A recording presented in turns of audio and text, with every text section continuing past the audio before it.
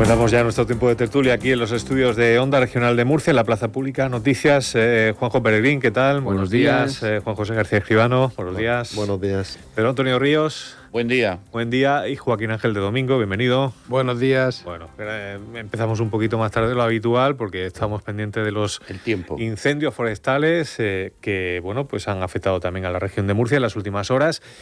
Hemos hablado de ese incendio en Fuente Álamo, en la Sierra del Algarrobo, que es Sierra de la Perdiz. Es que no sabemos muy bien los parajes a veces donde la delimitación de uno y otro, pero bueno, está entre Fuente Álamo y Mazarrón. Afortunadamente el fuego ya ha sido estabilizado y los efectivos siguen trabajando para que quede ya controlado y luego extinguido de manera definitiva, pero estamos comprobando cómo la situación se ha complicado y de qué manera en Madrid y en Ávila, donde el Gobierno de la Nación ha declarado la emergencia de interés nacional por esos incendios en Villa del Prado, San Martín y Burgo Hondo, que han obligado a desalojar a más de 11.000 vecinos y bueno, pues las condiciones meteorológicas que son adversas y que están incrementando la complejidad. Está siendo un verano muy, muy complicado. Hemos visto el incendio en La Mierla, en Guadalajara, que sigue sin estar extinguido y llevamos ya más de una semana.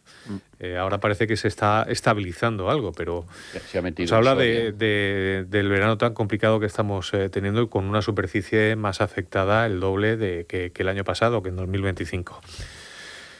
¿Cómo lo veis vosotros?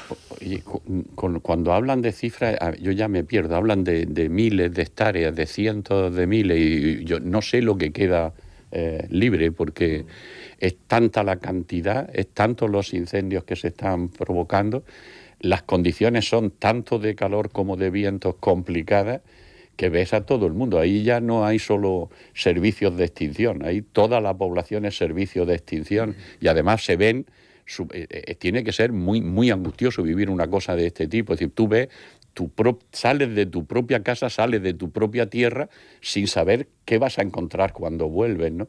Y de hecho es que no es una cosa que para y sabes que ha terminado, ¿no? Por desgracia esto es una canción continua, como un libro continuo que no para, ¿no?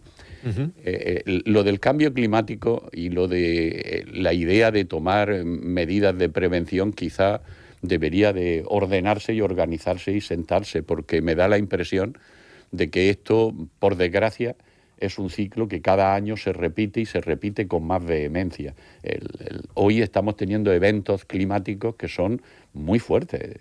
Tú decías antes de 46 días de revenga. 47 grados vi yo ayer. Sí, bueno, en datos oficiales, según AEMET, la máxima fue rondando los 45 grados en Cieza, pero bueno, estuvimos ahí, o sea, eso era la sombra, imagínense al sol. Pero es que es todo, el problema es que es todo lo que está en ese vapor, que es decir, cuando cae el agua, el suelo tira fuego hacia arriba. Los reventones todo. Que tuvimos claro, ayer. Y todo lo que pilla el fuego. Aquí, ayer creo que hubo, en Carrascoy, gente tirando cohetes, tirando tracas. Esto tenemos que tener una especie de protocolo humano normal de actuar cuando hay una sequía como esta, de no producir nada que facilite esto, ¿no? Y luego la reacción, tener capacidad de reacción.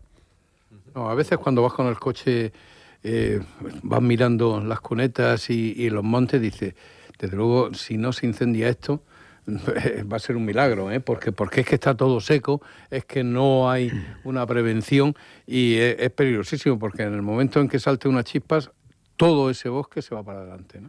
Es a consecuencia de las lluvias que tuvimos también, lógicamente, pues todo eso verde que disfrutábamos en invierno, en primavera, al final se seca y eso es gasolina para los incendios. Yo creo que hay que tener presente dos cosas.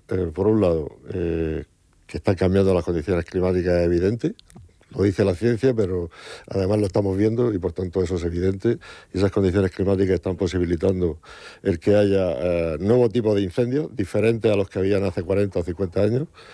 Y por otro lado, yo creo que hay que cambiar nuestra visión sobre cómo se ataca un incendio forestal. Hace unos años se atacaban los incendios forestales de una determinada manera porque efectivamente las condiciones del incendio eran diferentes. Hoy día hace falta atacarlos durante todo el año prácticamente y hay que prevenir muchísimo. Los incendios se apagan muchas veces en invierno y no en el verano. Entonces, en ese sentido hay que prevenir. Desgraciadamente, en la región que tenemos un buen plan de extinción de incendios, yo creo que desde hace muchísimo tiempo el Plan Info viene funcionando en la región, pero hemos tenido también descuidos. No hace nada más que unos días teníamos nuestros bomberos forestales en huelga porque las condiciones de estos bomberos pues no eran las suficientemente correctas para poder atacar. Entonces, en ese sentido, yo creo que hay que empezar a poner sobre la mesa que esto es un verdadero problema, que la emergencia climática no es algo que sea simplemente un mensaje, sino que es una realidad que la estamos sufriendo. Y esto lo estamos viendo todos los días ahora. Juanjo. Totalmente de acuerdo. Y además nos despertamos con la noticia de que se ha decretado estado de emergencia en Comunidad de Madrid, zonas de Ávila, que Marlaska ha programado una reunión, creo que era a las 9:30. Yo siempre considero que las reuniones deben de tenerse antes de las catástrofes y no después, porque... Va a estar presidida por el presidente del Gobierno, por Pedro Sánchez. Porque es las últimas noticias. Y es una reflexión interesante a colación de lo que se está tratando aquí, ¿no? Es decir, todo lo que son los planes de prevención, destaco también el de Murcia, que ha funcionado bastante bien, con sus fallos, que puede haberlos, pero que hemos visto en el pasado incendio de Los Garles cómo se ha movilizado enseguida el personal. Y si ha sido eficaz. Y ha sido eficaz, efectivamente. Y además ha habido una buena coordinación entre Estado y Comunidad Autónoma, que creo que también es algo destacable pues en todo este marco de ese entendimiento, ¿no? Y lo que es de considerar, aparte de la emergencia climática, que creo que es algo que a estas alturas no puede discutirse, es que efectivamente al final donde se ganan las batallas es en la prevención, es en la dotación de medios.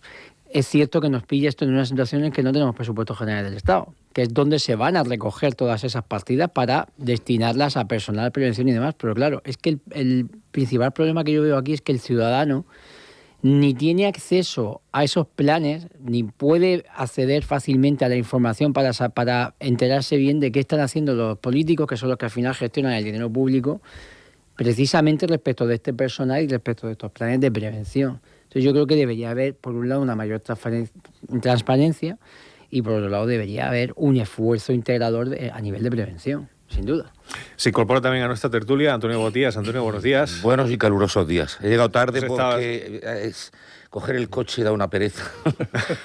Bueno, ya a estas horas aún, pero imagínate luego al mediodía 30 grados, sol. 30 grados a las 8. Y a la 1 de la mañana, media. Anoche a la 1 de la mañana había 30 grados. 30 grados, además. Que no se han despeinado la noche. Alguno ayer al coger el coche marcaba algo más de 50 grados. Esa palabra tan nuestra que es fosca. Un horno. Fosca.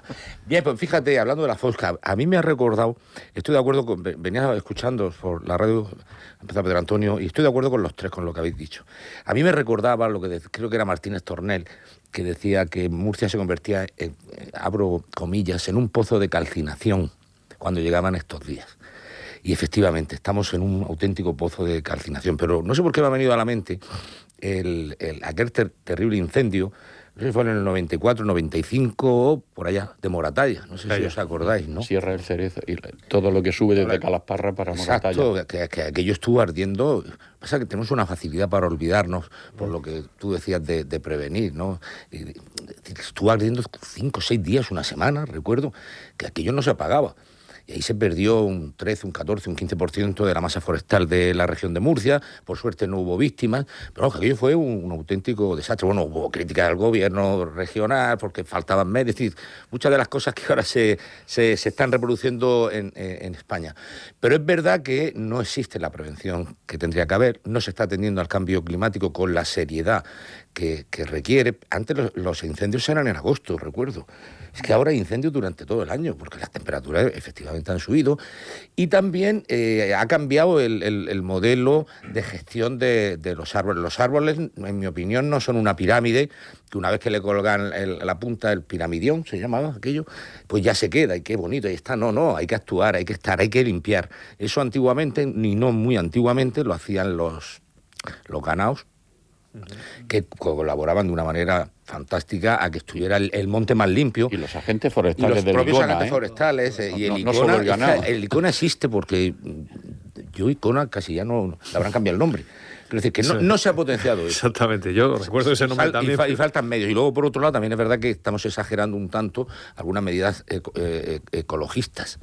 Es decir, y ya no voy a hablar, si no queréis, de los montes, voy a hablar de los cauces. Y aquí en Murcia, el canal del Reguerón está plagado de especies protegidas. Pues bien, esas especies estarán muy protegidas, pero el día que haya un reventón, que yo ayer tarde ya me lo temí cuando empezó a llover esas gotas tremendas, el día que haya un reventón, pues ese canal del Reguerón, que es más asesino que el Segura, si a la historia nos remitimos, pues se desbordará.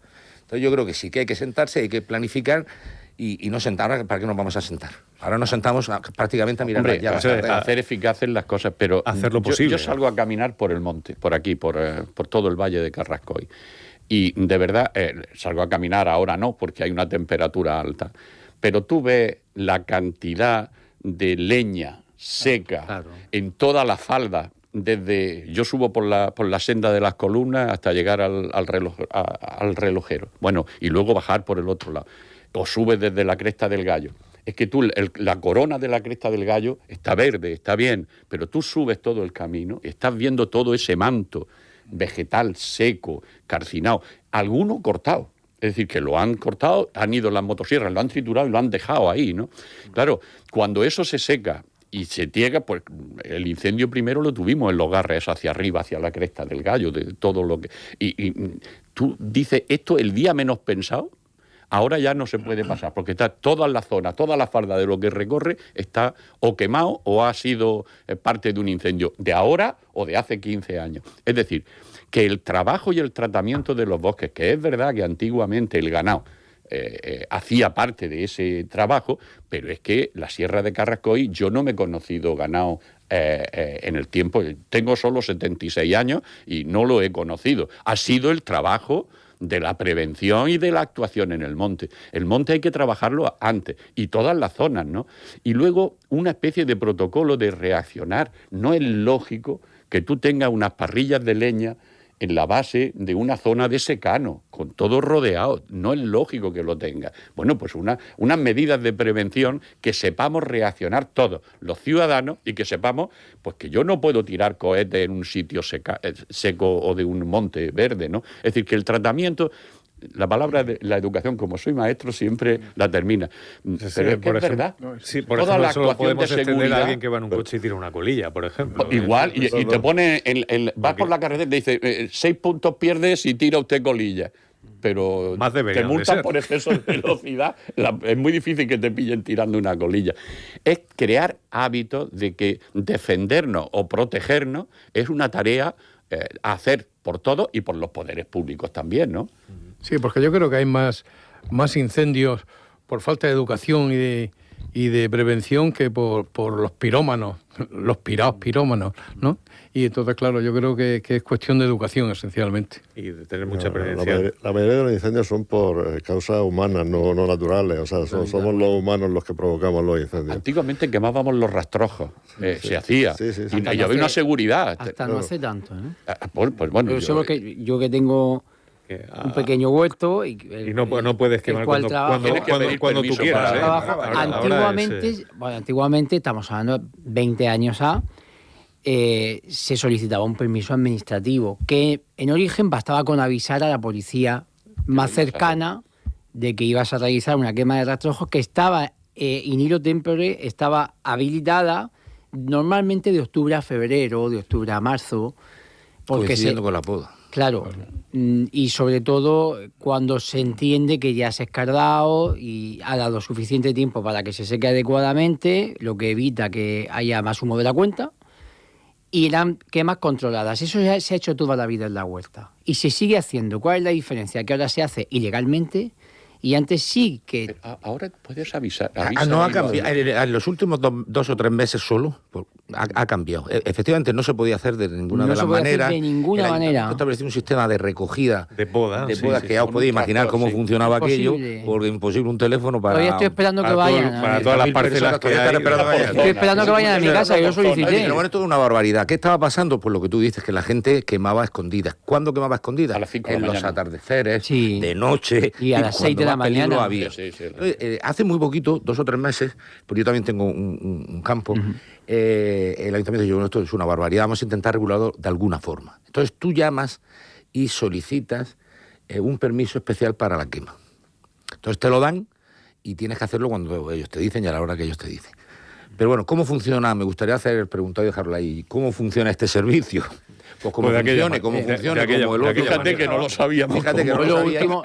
La última llamada... Hay que anunciarlo más. Es que quizá hayan pasado más de 2 meses. Si el permiso es automático y es gratuito, bienvenido sea. La última vez que traté de informarme, a mí lo que me dijeron desde el ayuntamiento, dado que yo estoy en Beñaján, entre Beñaján y Torragüera, es decir, pedanía, a mí lo último que me dijeron, sí que es cierto que hace más de 2 meses, es que esto estaba habilitado para fincas que superasen los 800 metros cuadrados, porque se entiende que es una... A lo mejor va por ahí la cosa. 800 metros, lo que sería media tahuya... Media tahuya larga. Media tahuya larga. Bien pesadica. Y que era porque se entendía, o bien que pudiese demostrar o acreditar que tenías una explotación agrícola por pequeña que fuera, es decir, aunque fuese pues un minifundio, ¿no? Y esto al final son trabas administrativas que al final la gente, estamos hablando en términos prácticos, se va a seguir saltando a la torera. Este servicio de esa máquina teórica que yo jamás la vi, que iba a las fincas y que trituraba los rastrojos, yo creo que es un unicornio que no hemos tenido la suerte, de encontrarnos. Que llame inmediatamente. Ha existido. Claro, vamos a hacer esa investigación. Yo entiendo que puede resultar muy caro tener que mandar un bombero o 2 efectivos o un técnico del ayuntamiento a cada quema que se haga para supervisar. Entiendo que eso es un dinero. Pero de pequeño nos enseñaba a tener la manga en una mano y el fuego en la otra. Es lo que se ha hecho toda la vida. Es decir, yo desde que era crío lo he estado viendo allí. ¿Qué es lo que sucede? Que muchos de estos fuegos, cuando han pasado sobre todo en la región de Murcia, se han organizado en fincas privadas. ¿Por qué? Se ha ido acumulando los rastrojos, muchas veces por descuido, por desatención del propio dueño, se ha quedado eso acumulado y basta un cristal o basta una colilla para que eso arda, pues como las teas, ¿no? Entonces, ¿qué es lo que pasa? Que sobre todo sobre estas cosas debería haber más información y debería de haber, en mi opinión, por lo menos un plan dentro de la comunidad o de cada comunidad. Ojalá hubiese un concierto del Estado para estos temas, sobre todo para evitar que luego cuando llega la temporada de verano tengamos un problema en estas fincas que son fincas privadas que tienen unas malezas y unos rastrojos. Si veis la finca que yo tengo al lado de mi casa, que yo no he visto la propietaria desde hace también más o menos unos 15 años. Los terrenos abandonados al final. Sí, pero luego se lleva un susto porque como se le pegue fuego y vaya... señores oyentes, atiendan bien, que me pasó, a mi hermano, si se le pega fuego a esa finca y los bomberos van, recibirá usted una factura bastante abultada, que no estamos hablando de 600 o 700 euros por el desplazamiento de los bomberos. Los servicios estos son más que de la comunidad, el plan Info es de la comunidad. Pero yo recuerdo, claro, yo no sé ahora cómo funciona, recuerdo que como los servicios de bomberos potentes solo los tienen los municipios fuertes, se mancomunaban. Tú fuiste consejero. Habían el servicio de bomberos mancomunaba varios municipios, sobre todo los municipios de la parte alta de Abanilla, Fortuna, se mancomunan para hacer respuesta. Y luego tú les sirve o le ayudan. Los cabeceras, Murcia y Cartagena, apoya a esos servicios, ¿no? Entonces, la reacción municipal es la más fácil, la más cercana y la que debe de funcionar. Claro, cuando pusieron en marcha esto del tractor triturador, que pusieron uno por la parte norte de la ciudad y otro por la parte sur, que había dos. Tardaban en ir algo así como un mes. Luego la factura que tú dices de los bomberos también era significativa en el servicio, y es que contrataron con un señor que tenía esos tractores. No se pone en marcha ese servicio. Y aquí la huerta antes tenía un volumen grande de propietarios que vivían de la huerta, claro. Pero la transmisión de patrimonio por unos hijos, por los nietos, al final se ha quedado en pequeña huerta jardín y algunas parcelas de producción muy minoritarias. Encontrarte una parcela de 3 taullas hoy en la huerta, eso es complicadísimo. Y antes habían parcelas de 8 taullas, de 9 taullas. Se ha fragmentado. Con ese jardín que hay, o tú tienes un servicio y un sistema rápido que atender, o esto es que es alrededor todo que se ha transformado. Si la gente supiese, te salgo al paso, si la gente supiera, yo que tengo un huerto que no llega a media taulla y un total de 17 árboles, si la gente supiera lo que una sola higuera puede generar. Bueno, una palmera. Una sola higuera. o un nisperero, y no digamos ya para mí el jefe final de los árboles malignos, que es el baladre, que cuando uno arregla, cuando uno y venenoso, en un pero que se está plantando en los huertos, como si fuese separación. Ahora es no sé cómo han venido a llamarla ahora, el otro día lo vi y me hizo mucha gracia, algo así como acacia del trópico, algo así. Un baladre blanco precioso que tengo en mi huerto, cuando lo arreglo, para que eso no se desmane, porque además acaba con todo, el baladre es una cosa tremenda. El residuo que te genera, por mucho que lo tritures, o sea, por mucho que vayas con la telescópica y gostes en trocitos pequeños, eso es una cosa que es demencial. Cuando a mí desde el ayuntamiento me dicen, no, usted lo que tiene que hacer es coger bolsas, sacos de comunidad y esos rastojos meterlos ahí. Y digo, mire usted, ni con 100 sacos de comunidad, cubro la escarga de 2 limoneros y 2 naranjos de los que tengo. O sea que colapsan la... Entonces, yo creo que esto... primero, información para la gente que quiera... Que sepas que se está sacando así, ¿eh? Yo vivo en la huerta y, por desgracia, los contenedores orgánicos están llenos de... Mira que te dicen que no, que lo pongas al lado, que pasarán a recogerlo. Esa es ¿no? otra. Sí, que lo que pasa es que se puede tirar una semana la boda de todos los vecinos, que se te queda al lado del contenedor, que hay gente que lo cumple. Pero claro, primero que son zonas entre vecinos. Y tú la vas dejando, y claro, no pasan en todas las semanas, ya dejas, lo metes dentro y se lo van llevando. Y están llenos los contenedores de las podas cuando hacemos podas. Y en la huerta las podas no son solo las podas es todo el año. Claro, porque no es una temporada. De nuestra experiencia parece que se extrae una conclusión, y es que efectivamente hace falta trabajar en este tema bastante. Sí, hemos empezado por los incendios, hemos terminado en la poda de la huerta. Están de moda, ¿por qué? Pues ha llovido tanto este año, claro. Y tú que tienes huerto me dirás cimientos, al llover tanto, han crecido tanto las malas hierbas, la cañota, que ni echándole eso aguanta una bomba nuclear. Lo que hacen las malas hierbas. La cañota aguanta una bomba nuclear. Es increíble lo que esa cañota verde, combustible. Si lo que sembramos, si las patatas o los tomates aguantaran lo que aguantan las malas hierbas, tendríamos tomates todo el año. No sé, sí, pero que solo el desbrozar una finca pequeña, con la fuerza que tiene la cañota en Murcia, que en cuanto caen 2 gotas, eso tiene una fuerza. A mí, ojo, que a mí me ha roto el suelo. Que lo levanta. Tengo la torta de hormigón, es un huerto muy antiguo, de más de 50 años, la torta de hormigón me la ha roto, ¿eh? Eso tiene una fuerza, no digo ya una palmera. Te quieres una palmera pequeña, que estás viendo la punta, como sabes, las hojas verdes, y dices, qué bonita la palmera. Tú sabes debajo. Y lo que la fuerza. Y como han prohibido también el uso. Yo hoy aprendo de perito. De primero de perito agrícola me llevo yo. Me llevo el diploma hoy. Es que además antes se le echaban unos productos químicos que realmente aplacaban y agostaban estas plantas. Ahora solo permiten el glifosato al 30%. De AUS, que era maligno, como el baladre. Hay un dicho por veces más malo que el baladre. Un fruto llamado rondó, claro, sí, pero eso está prohibido. Sí, está prohibido, pero ¿por qué prohíben ese producto? Que era el único que mataba. El glifosato, que sale con el rondón por la orilla quemando. Todavía hay gente que lo tiene en sus casas. Todavía guarda reservas.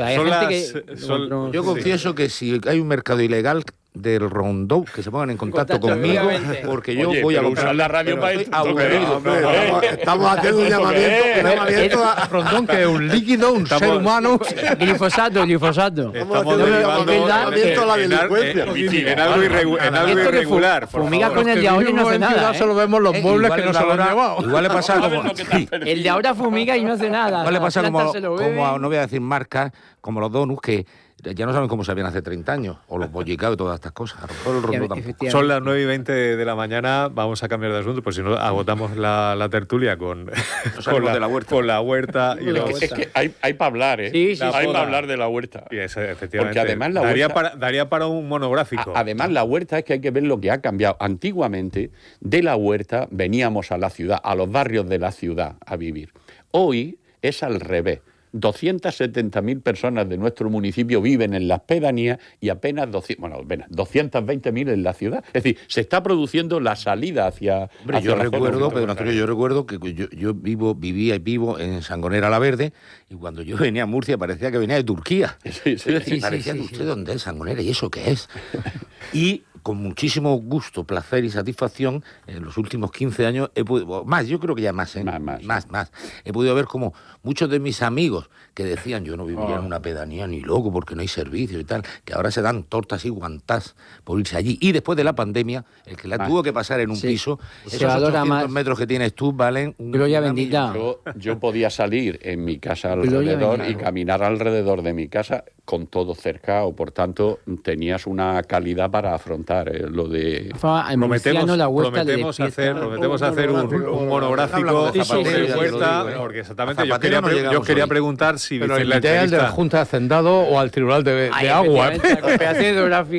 Yo quería preguntaros si visteis la entrevista a José Luis Rodríguez Zapatero ayer en Televisión Española, en la que defendió de manera tajante su absoluta inocencia en el marco de este caso Plus Ultra. ¿Tuviste la oportunidad de verlo o no? Sí, yo lo vi. La verdad es que Ábalos mentía mejor que él. Y le salió mal también.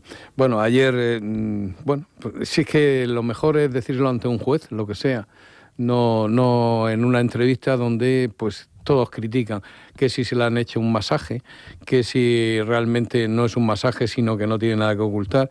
Yo creo que cuanto antes vaya al juez y le diga, aquí están mis explicaciones, mucho mejor, ¿no?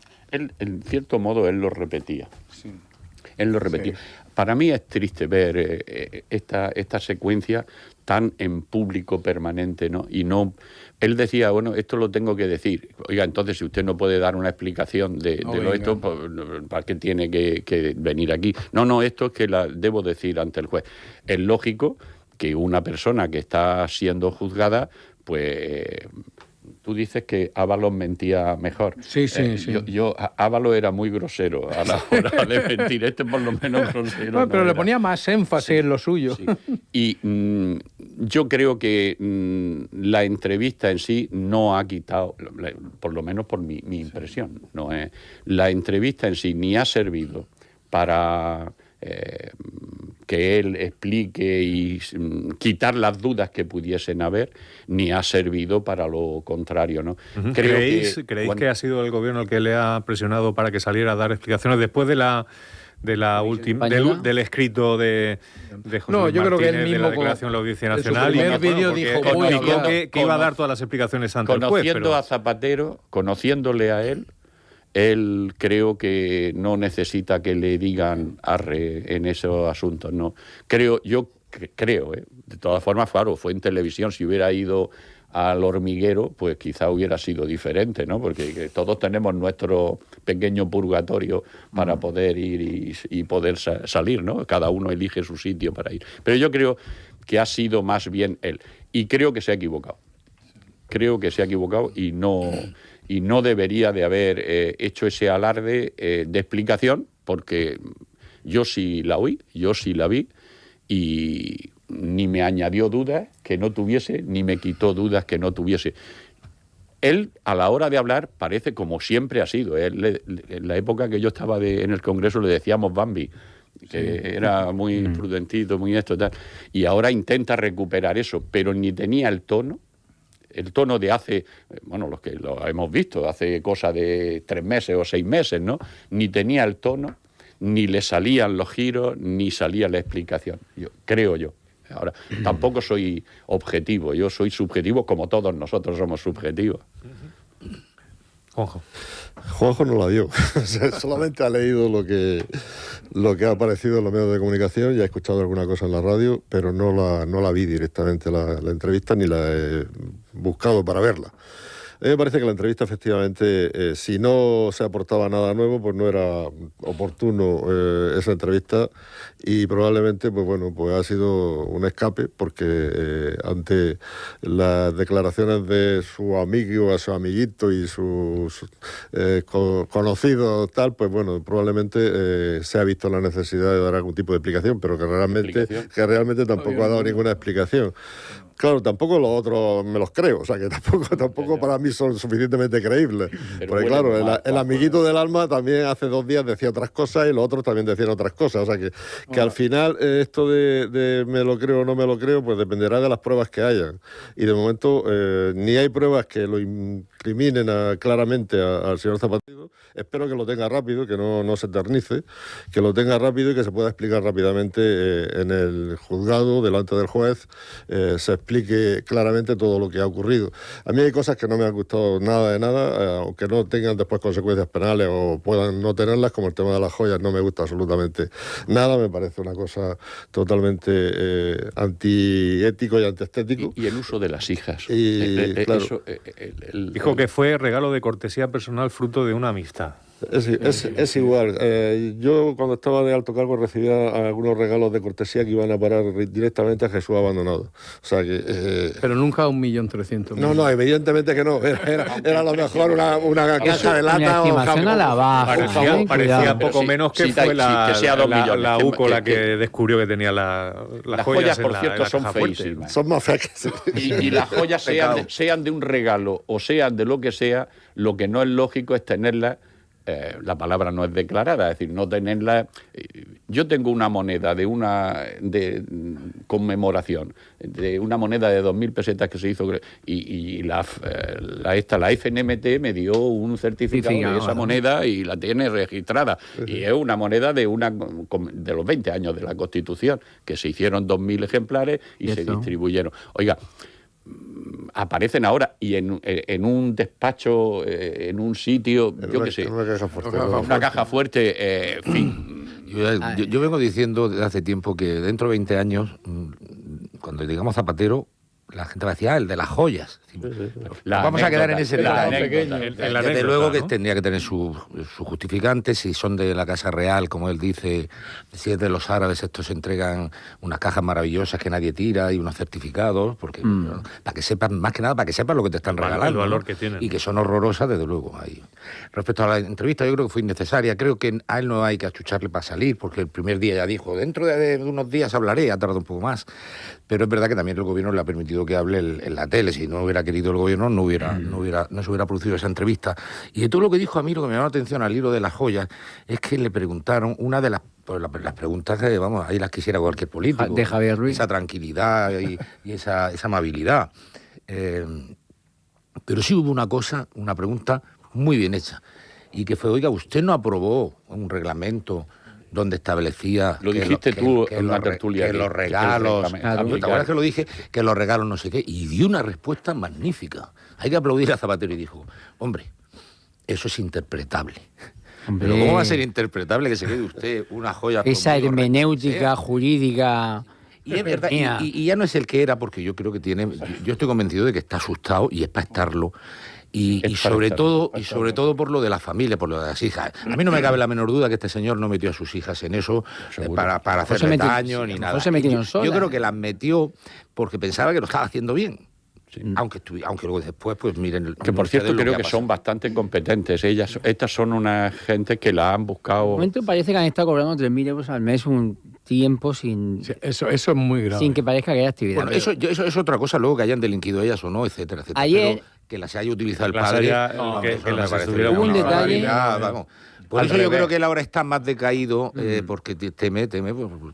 Hay un detalle en su entrevista que a mí me sorprendió, porque es cierto que muchas veces se declara en televisión con suma valentía lo que luego no se declara con igual gallardía delante de su señoría. En este caso, su ilustrísima señoría, que es el tratamiento que tiene un magistrado. Muchas veces se olvida esto, yo insisto mucho con eso, pero para eso está. Vamos a ver, ayer dijo algo que a mí me sorprendió, me quedé patidifuso, y es que dijo que estas joyas no tienen ni uso ni destino. Esa es la definición de patrimonio inmovilizado contable. Cuidado. Es decir, él mismo, creyendo que estaba poniendo encima de la mesa un alegato para demostrar su inocencia, dijo, no tienen...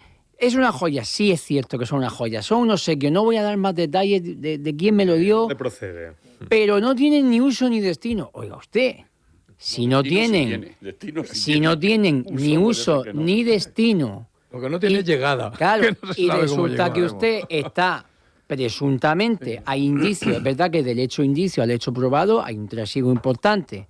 Pero cuidado, no nos olvidemos de que toda gran instrucción empieza precisamente con el hecho indicio hasta que queda materializado, consolidado en el hecho probado. Es decir, no necesitamos muchas veces una prueba tajante, como cuando se hablaba en los manuales del delito flagrante, ¿no? En este caso ya veremos si se materializan esos indicios. Pero claro, el decir esto, este patrimonio que tengo aquí no tiene ni uso ni destino, oiga, caballero, entonces es patrimonio contable inmovilizado. Tendrá usted que explicar este inmovilizado a qué obedece. Inmovilizado inmaterial. ¿Cómo era el destino de lo Claro. universal? Y me sorprendió eso de ni uso ni destino. Entonces, luego, estamos hablando de esta televisión española o espantosa, como queramos llamarla, en el que el entrevistador que cuando estaba Urdaci también era española. Sí, lo sé. Yo con Urdaci, que no es precisamente santo de mi devoción, no llegué a ver... Bueno, peores. Yo diría que no hemos estado. Yo creo que. Desde Madrid y vea bueno, sí, estoy hablando de la televisión española. O sea, de las televisiones. O quédate en Murcia. Estáis más acostumbrados. Podríamos hablar de TV o de TV3. Pero me refiero en cuanto a televisión. Se temía que iba a ser peor incluso y Javier Ruiz sorprendió también. En cuanto a televisión española, este es el mismo hombre, Javier Ruiz es el mismo hombre que ha estado todo este tiempo hablando del Lawfare e interpretando el auto del juez Cadama y los autos de todos los jueces. Gente que no tiene la más mínima formación jurídica. Es decir, que tú me pongas encima de una mesa a gente que es cualquier cosa menos jurista, hablando que hay una cosa que... Ojo, todos hablamos de fútbol. Si algún día me dan la oportunidad de participar, de conectar con alguno de estos platos, lo diré. Oiga usted que los recursos son la sentencia. Se basan en impugnar los pronunciamientos de esa sentencia, que a menudo vienen hilvanados en una cosa maravillosa que se llaman fundamentos de derecho. No creo que el abogado nombre de más Zapatero bonito, sea mal abogado. No, para nada. Si yo estoy hablando de Javier Luis. Y yo de periodista yo he oído a miembros de antiguos tribunales supremos hablar, magistrados hablar y diciendo cosas muy parecidas que no van por ahí sobre las instrucciones, a ningún y catedráticos de derecho constitucional. Tienes a Pérez Rollo, tienes gente, sí. A ver, el tema de los catedráticos, yo sinceramente aquí abriría capítulo, aparte. Pero sí que va a faltar tertulia. Estoy de acuerdo contigo. Es cierto que hay informativo, ¿verdad? Creo que se nos está yendo un poco de las manos. A la huerta a ver si han quemado ya. Se está yendo un poco de las manos quizá opinar tan a la ligera sobre los autos. Eso es verdad. Hay gente que opina de todo y nosotros mismos opinamos de todo. Nosotros opinamos de todo y tampoco somos todos especialistas en todo. Yo creo que se puede opinar perfectamente sobre la justicia. Sí. Porque hay una cosa que los jueces deben tener sentido común. Hombre, y yo sé detectar el sentido común. Eso no necesito ser juez para ni abogado para... Lo que no cabe duda es que el derecho español es muy garantista. Eso igual que no soy árbitro y opinamos de fútbol. Efectivamente. De aplicar la razón, de ser normal... Yo por eso no pasó de secretario de tercera pero también está pasando una cosa que es lo que tú dices, y es que hasta ahora, hasta hace unos años muy poquitos, existía una cosa que era el periodismo amarillo y el periodismo rosa, donde se opinaba de todo y hay hasta el más tonto iba a hablar como ahora si fuera... universalizado. Ahora se han trasladado muchos de esos usos a los informativos. Entonces, claro, hay señores, ¿recordáis las tertulias aquellas de Balbín? Pero es que ahí había un nivel... Programa blanco y negro. La gente no abría la boca si no te citaba 40 citas bibliográficas. Ni tanto ni tan calmo. Ahora tenemos tertulias prácticamente durante todo el día. Pero mira, la diferencia es que mediodía, si no has visto el partido de fútbol, no puedes decir si ha sido penalti o no. Si no lo has visto. Y aquí no has leído una sentencia y has dicho ya que es malo. Efectivamente. El auto del juez Cadama fue criticado desde que se supo de su existencia. Y cuando sale un ministro y dice, yo la sentencia la acato, pero no la comparto. No tiene que compartirla, tiene que acatarla. Salió el Oscar, no sé quién fue. Si habláis cada uno por vuestra cuenta, los oyentes no... ¿Cómo se llama este hombre de la Comunidad de Madrid, del PSOE? Oscar López. Oscar López. Este hombre, en un premio que le dieron al fiscal general del Estado, al ex fiscal general del Estado del Diario Público, curioso esto de que le dicen un premio, este hombre salió diciendo: hay jueces que prevarican. Y salió tan alegremente. Un tío que no sabe decirme las fuentes de derecho. O sea, por poner un ejemplo. Es decir, creo que aquí nos estamos pasando de frenada a la hora de poner el foco en el Poder Judicial, que es el único poder que puede resistir los envites del PSOE, del PP y de quien haga falta. Y creo que la peor jugada que ha hecho el Partido Socialista es ir a por el Poder Judicial, a través de su aparato mediático. El Partido Socialista no está yendo por el poder. Es la peor jugada, que podían haber... Mira, al que oí hablar de que tenía controlada la Sala Segunda del Tribunal Supremo, hoy es magistrado en el Tribunal Constitucional. Entonces era letrado de las Cortes. Y ese entonces no gobernaba el PSOE, ¿sabes? Correcto. Pero es que vamos a ver. Era otro. Lo dejamos aquí, si os parece. Es que esto tiene recorrido. Pendiente para la siguiente tertulia, porque tenemos ya a nuestra compañera Leticia García para dar las noticias. Sí que os damos las gracias, Juanjo Pellegrín, Juan José García Escribano, Antonio Botías, Joaquín Ángel de Domingo y Pedro Antonio Ríos por estar con nosotros. Buen día y ponerse paraguas para salir. Sí, parece que la cosa ya empieza a aflojar de cara al fin de semana. Bendito sea.